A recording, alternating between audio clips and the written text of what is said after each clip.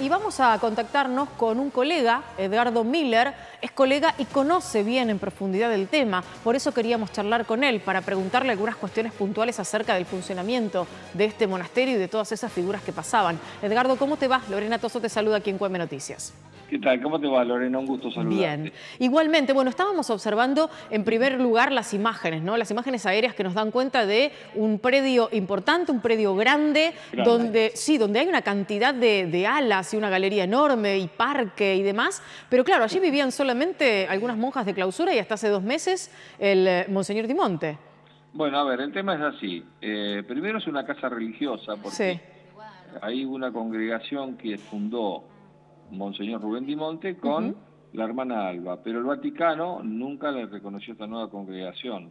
Por lo tanto, no tiene estatus de monasterio ni convento. Ajá. Esa era la idea, en principio, tener una nueva orden, congregación que el Vaticano hasta el momento no ha reconocido. Es decir, hago un paréntesis con esto que decís porque es un dato importante. Es decir, que cuando Monseñor Radrizzani dice en su momento, en un comunicado oficial, después de conocerse los hechos en que López tiraba esas bolsas con dinero intentando ocultarlas, que no pertenecía a la diócesis, estaba en lo cierto, estaba diciendo un dato de la realidad. Lo que estaba diciendo es que no tiene reconocimiento, es más, es una asociación de fieles privada, Sí. pero bueno, no te olvides que los que viven sí en el interior, Monseñor Dimonte, miembro de la Iglesia Católica, obispo, y las hermanas también. Es decir, a ver, si vamos a lo estrictamente técnico, Sí. la congregación de las hermanas orantes, penitentes de Nuestra Señora del Rosario y de Fátima, que es larguísimo el nombre que tiene, Sí. no están reconocidos por el Vaticano. Ahora, lo que vos ves de construcciones, esos planos originales son del año 1996 y Ajá. contemplan solamente lo que era el casco viejo. Ahora, de unos años a esta parte se comenzaron a hacer modificaciones. Por ejemplo, eso tenía cerco vivo, se quitó el cerco vivo, Sí. se le puso alambrado perimetral, pero solamente no se llegó a hacer todo.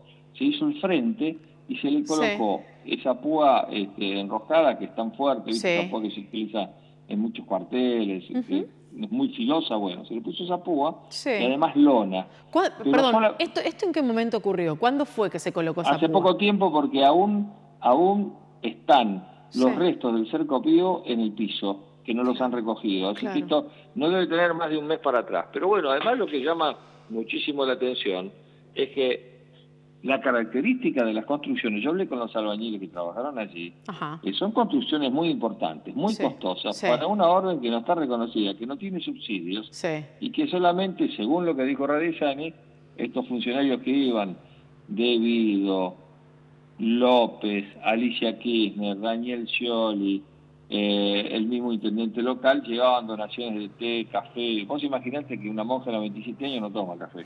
Claro. Imagínate que, Claro. en principio. Y Sí, segundo, y suena bastante exagerado que un funcionario de ese nivel se acerque hasta un lugar, digamos, donde hay tan poca vida en términos de lo que significa lo público para llevar café, No, y además hay un ¿no? dato, mira, clave. ¿Sabes cuál es el dato clave? Radiceni ayer dijo que solamente fue 3 veces López con la esposa y 3 veces Devido. Sí. Pero esto no es cierto, porque fíjate que a López lo reconoce un vendedor público que está en la esquina de un gran supermercado, que vende CD, lo reconoce como su cliente de todas las semanas.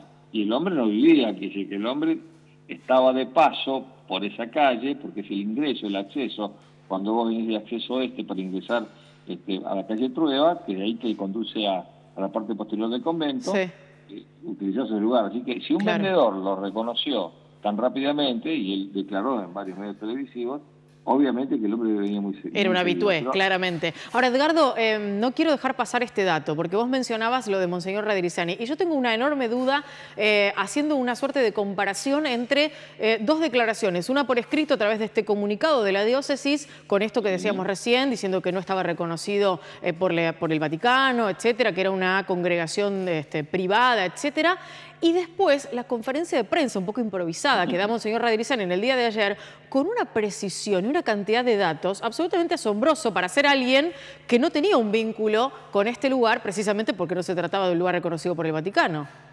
sí, porque además no tenía buena relación Radrizzani con Dimonte. Claro. Y además un dato, ayer en la cocina de Sí. Animales Sueltos, Sí. lo que se sabía es que muy temprano, alrededor de las 4 de la mañana, su santidad, teniendo en cuenta que en Roma son aproximadamente 4 horas más de diferencia, Sí. su santidad Francisco lo llamó a Radizzani le dijo que salga a dar explicaciones. Que salga a hablar, claro, Sí, claro, o claro. sea, que Es decir Radizzani, es decir que las explicaciones de ayer de Radizzani tienen origen en el Vaticano y en el Papa Francisco. y que Francisco está muy preocupado porque imagínate que toda esta cuestión, donde se lo señala a Di Monte como un gran recaudador, un hombre, el mismo Radizzani reconoció que era muy Sí, sociable, que conseguía sí. lo que buscaba. ¿Vos sabés cuál fue el primer decreto que firmó Néstor Kirchner cuando Sí, asumió como lo presidente? mencionábamos recién, ¿no? Lo de la Basílica de Luján Luján. y claro, y esa histórica reconstrucción que hacía largo tiempo se venía pidiendo y esto es lo primero que se firma cuando estaba Di Monte allí. Y claro, Di Monte, que estuvo hasta el 2008, vivió una etapa plena de contactos en época Claro. kirchnerista y además, en esa casa religiosa Ujú. frecuentaban durante mucho tiempo automóviles muy lujosos y ya te digo quién las habitué, te lo dije antes, y hay un dato de la realidad también. Todos los días domingos se hacía Sí, misa en el sí. oratorio, donde aparecieron las bóvedas, que alguien, a mí me levantó alguien que trabajó allí como albañil y me dijo, doctor, pues yo ejerzo la profesión de abogado además, Sí. me dijo, doctor, mire, allí hay sótanos. No me dijo bóveda porque en su lenguaje el hombre me dijo, hay Hay sótanos que nosotros sótanos. construimos. Hay sótanos. Y Sí. bueno, después Fantino consiguió la La filmación del filmación, operativo. que después Claro, esa es la trascendió. filmación Ahora, oficial del operativo. sí, del trabajo que hicieron desde la justicia con los La allanamientos. Ahora, policía, te pregunto, claro, la policía. Te pregunto, Eduardo, sobre esta cuestión puntual, ¿no? Ya que introdujiste el tema de las bóvedas. A ver, uno sabe que hay una gran cantidad de iglesias, monasterios, Ujú. basílicas, etcétera, donde los restos de sacerdotes importantes, de algunas religiosas y demás, son finalmente enterrados allí por voluntad, por pedido o por una cuestión que tiene que ver más que nada con la historia del lugar, ¿no? La Ujú. pertenencia, etcétera. Esto es habitual, digamos, no lo vamos a soslayar. Ahora, la construcción de estas bóvedas, que databa de muy poco tiempo, el hecho de que en su testamento Monseñor Di Monte hubiera dicho que quería ser enterrado ahí, pero después la familia decide otra cosa. Es todo muy raro, digamos, ¿no? Es todo muy extraño. Aparte las bóvedas tienen otra dimensión, Ujú, no son en las criptas que están preparadas. Es más, yo conozco las criptas del Vaticano, de las iglesias de toda América, porque soy un hombre que he viajado muchísimo, ujú. y yo nunca vi que se disimulen, al contrario. Claro. Y tampoco se hacen debajo del De un altar, se altar, hacen claro, están bien a la vista y de claro, hecho tienen algún tipo de lápida o algo como para que la gente sepa quién claro. está enterrado allí. Vos te diste cuenta que estas estaban disimuladas. Sí. Fíjate que tenían una cantidad de losas Ujú. nuevas, porque el cemento estaba nuevo. Así Fíjate que es. la madera, en una zona tan húmeda como esa, estaba nueva. Mm. La alfombra no tenía manchas. Es verdad. Y fíjate que mal cortado que estaba el piso cerámico. Eso Mm. se hizo con la intención.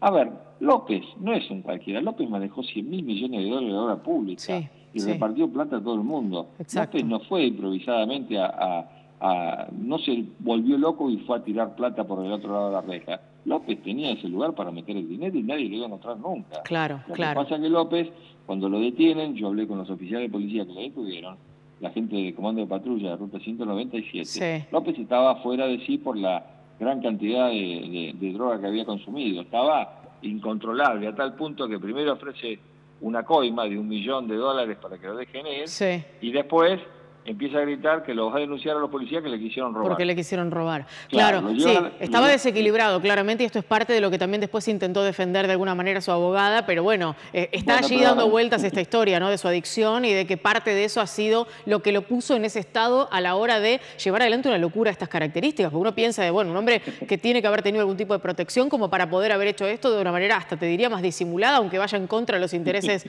de los argentinos, ¿no? y si no tuviera protección, Rafecas hace 8 años que tendría que haber descubierto lo que hacía López. Sí, es Y otra verdad. cosa importante, López cuando llegó a la comisaría no quería hablar. Ujú. No quería decir quién era, no, absolutamente nada. Sí, Sí, estaba totalmente fuera de sí.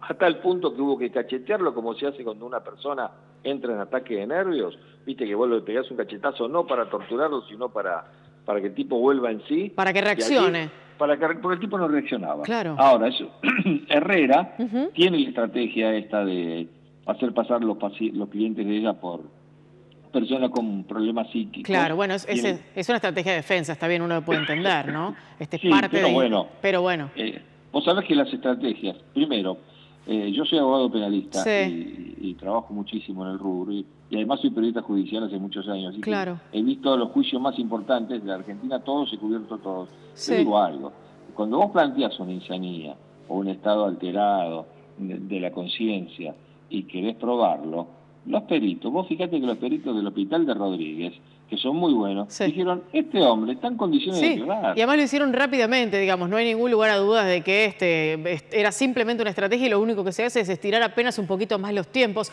Edgardo, quiero preguntarte algo, porque hablamos mucho de Monseñor Di Monte, un personaje controvertido, con un historial de relaciones con el peronismo. Recién nosotros mencionábamos algunas cosas que vienen incluso desde tiempos anteriores, cuando estaba en Avellaneda, su relación con el menemismo, con el dualdismo, Sí, su en Lomas campaña. estaba él. Estuvo, claro, sí, estuvo también en Avellaneda en un tiempo. Digo, tenemos un colega, nuestro colega Bruno Bimbi, que ha contado algunas historias alrededor del personaje de Monseñor Di Monte. Digo, ya no está entre nosotros. De todas maneras, la Iglesia, o por lo menos Monseñor Radrizzani, y ahora más si a instancias de Francisco tuvo que salir a dar una conferencia de prensa, algún tipo de explicación tendrá que dar acerca de los vínculos entre la política y este lugar en particular.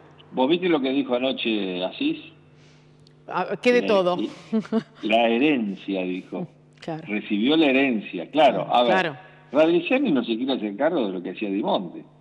Claro, Vamos a ser sinceros. Claro, Radrizzani no es el puede, obispo. además. Digo. No debe ese cargo. No El problema debe. es que Di Monte era parte de la Iglesia Católica y Radrizzani Claro, también. claro. Entonces, alguien tiene que explicar por Así qué. es. ¿Por qué la República Argentina perdió el poder de asombro? Porque hemos perdido el poder de asombro. Sí, es Yo no impresionante. sé cuánto hace que sos periodista, yo te he sentido nombrar muchas veces, imagino que es un buen tiempo. ¿Vos imaginaste alguna vez cuando empezaste a trabajar de periodista que ibas a cubrir una noticia que un tipo a las 3 de la mañana iba a andar con 10 palos verdes No. por la calle repartiéndolo, Olvídate, tirándolo? olvídate, no, jamás se me hubiera ocurrido. Digo, hemos visto cosas asombrosas en nuestro país a lo largo de muchos años, pero con total sinceridad nunca se me ocurrió que una cosa así tan cinematográfica, creo que ya a esta altura es para una serie con varios capítulos. Me parece que Es una para película que no alcanza. El Padrino 3 es esto. Esto es el Padrino 3. Vos fíjate que da para muchísimo, y es cierto. Claro, Si claro. Vicente Sellanes, con el libro, con lo que hizo en el Banco Río, le dio a Luisito Beldi para hacer el guión de la película que se comienza a filmar sobre el robo del siglo, imagínate esto, que es mucho más grave, porque además nosotros, los periodistas, como manejamos información, a veces no nos damos cuenta de la gravedad que tiene que este dinero público. Y de los condimentos que tiene además, ¿no? Claro, y fíjate que tampoco se está discutiendo algo muy importante. La fiscal que es muy buena, Alicia Rodríguez, que ¿sabes cuánto hace que está en esta fiscalía?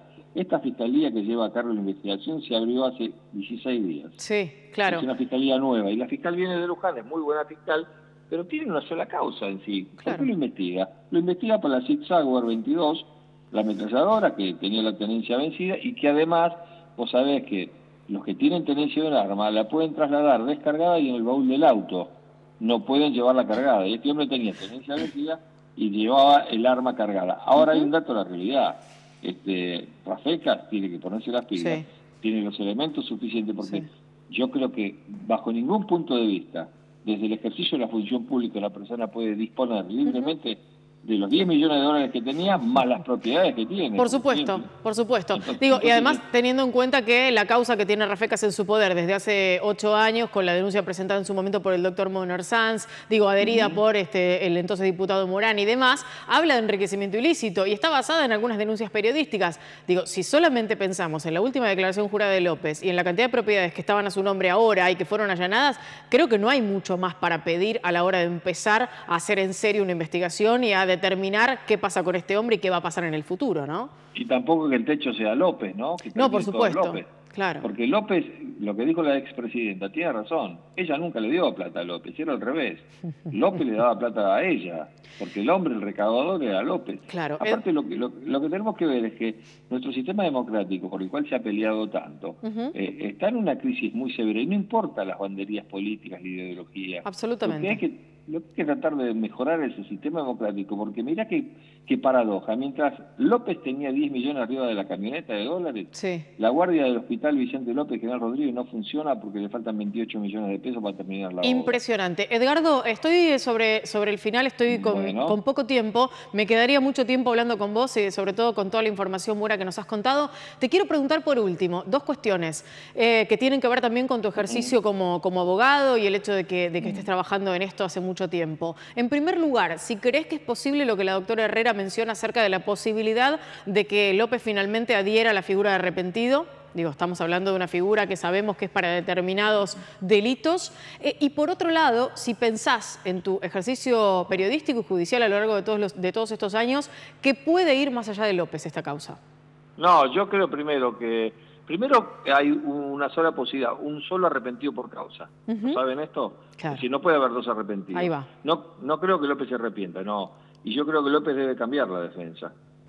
Porque para la causa de Sig Sauer del arma está bien la doctora Herrera, pero para las otras causas necesita... Pues fíjate que anoche estaba Broiman, el abogado de Pérez Corradi, que es impresionante ese abogado. Sí, es un Las gran habilidades abogado. que tiene, claro, un gran abogado. Es un gran abogado. Y creo que no se va a acoger en ninguna figura. Ahora, lo que sí creo que si nosotros hacemos un repaso, en los últimos 6 meses han ido presos tipos que eran impensablemente que estuvieran detenidos. Sí. Báez, por una parte, Sí. Chueco, Sí. Pérez Gadín, Sí. Pérez Corradi, Jaime. Llegábamos Mucha hasta gente. Fariña nada más hace unos años atrás. Ojalá que no tenga, que el techo sea el que corresponde, que Bien. se investigue, y yo tengo la sensación de que se va a llegar más arriba. Bien. Ahora, no te olvides que las causas federales tienen los tiempos políticos, y te digo esto porque alguna vez yo investigué muchísimo el tema de venta de armas, Claro. y un día el juez que la llevaba, faltaban pocos meses, poco tiempo para la elección del 95, y ¿sabés qué esperó. me dijo? Me dijo, Miller, mire, yo no como vidrio, a Menem Aguardamos. no lo proceso hasta después de las elecciones. Claro, claro. Edgardo, un gran placer haberte tenido aquí en la segunda edición de QM Noticias y seguiremos seguramente hablando con novedades sobre esta causa. Te mando un abrazo. Cuando me necesites, a tus órdenes, un beso grande. Gracias, hasta luego.